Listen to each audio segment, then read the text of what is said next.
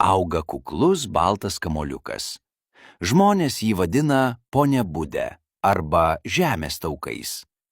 Senovėje žinovai sakydavo, jei kūnas serga, o vaistai toli, ieškok Ponia-Budės. Kai grybas dar jaunas, tvirtas ir visiškai baltas, viduje jame slypi gamtos galia. Mūsų protėviai jį naudojo šimtmečiais – kraujavimui stabdyti, žaizdoms gydyti, odos berimams ir uždegimams malšinti, gerklės skausmui, kosuliui ir kvėpavimo takams raminti. Bet Ponia-Budės galia kur kas platesnė. Liaudės žiniose ir kai kuriuose tyrimuose minima, kad jis stiprina visą organizmą, maitina imunitetą, beta-gliukanai ir ergosterolis veikia kaip natūralūs gynėjai, padeda skrandžiui ir žarnynui, gerina virškinimą, ramina uždegimus, saugo širdį ir kraujagyslės, daug kalio, mažina cholesterolį, palaiko sveiką spaudimą, stiprina kaulų sistemą. Ergosterolis virsta vitaminu D, kuris būtinas kaulams, kovoja su uždegimais visame kūne, nuo sąnarių iki giliausių audinių. Ypač vertinama dėl galimos pagalbos onkologijoje. Kai kurie tyrimai rodo, kad Ponia-Budės ekstraktai slopina vėžinių ląstelių augimą, pavyzdžiui, smegenų gliomų atveju.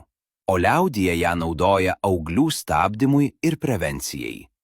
Vyrams jį brangi kaip prostatos pagalbininkė.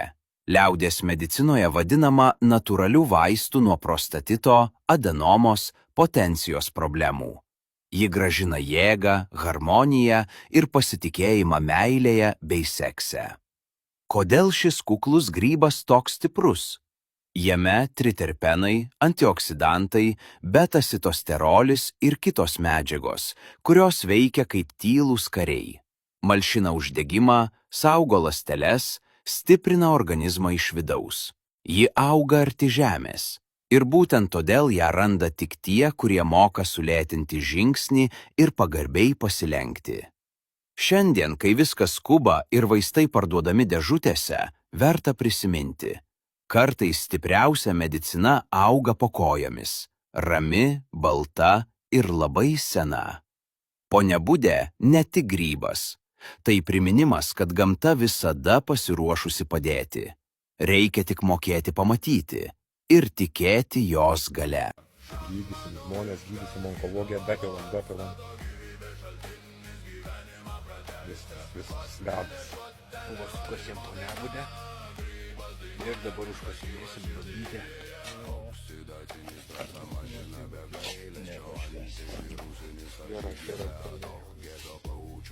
Ir štai taip užsikasėm Ponia-Budė. Dabar 2-3 mėnesius bus. Iki pusės metų gali būti. 2 mėnesius mažiausiai. Kas ta mūsų babytė dabar laukia savo eilės. Štai Ponia-Budės iškasimai vyksta. Fermento Ponia-Budės gyvybingas bus fermentas išstovėjęs 2 mėnesius, padarytas pagal senovinius papročius. Ir štai iškasimai vyksta.